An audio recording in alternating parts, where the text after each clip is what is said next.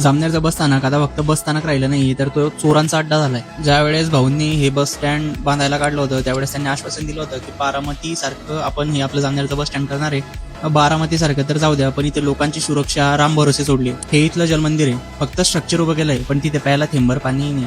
पाणी सोडून तिथे फक्त धूळ आणि माती आहे आणि पूर्ण बस स्टँडचा कचरा इथेच याच्या आजूबाजूला आणून टाकलेला असतो. कुणाची इच्छा होणार आहे तिथे जाऊन पाणी प्यायला? जामनेर बस स्थानकात हाल असा झालाय, लोक ताणलेले आहे आणि प्रशासन मात्र सुस्त पडलंय. सगळ्यात संतापजनक गोष्ट म्हणजे माझा क्रिएटर मित्र सूरज साळुंके, जो की आपल्या जामनेरचाच आहे, त्याच्या बहिणीसोबतही गेल्या काही दिवसांमध्ये असाच प्रकार झाला होता. त्याच्या बहिणीची सोन्याची चेन आपल्या जामनेर बस स्थानकावरनं चोरीला गेली होती.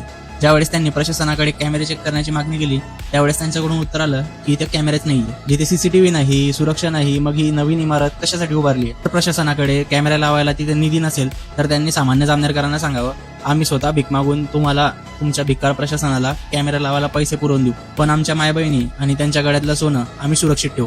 आता तरी सामान्य लोक जागे व्हा आणि हा व्हिडिओ त्या सुस्त झालेल्या अधिकाऱ्यांपर्यंत पोहोचवा, जेणेकरून ते आत्ता तरी तिथे कॅमेरा लावतील आणि आपल्या आई बहिणींच्या सुरक्षितेसाठी एक पाऊल पुढे टाकतील. जय महाराष्ट्र.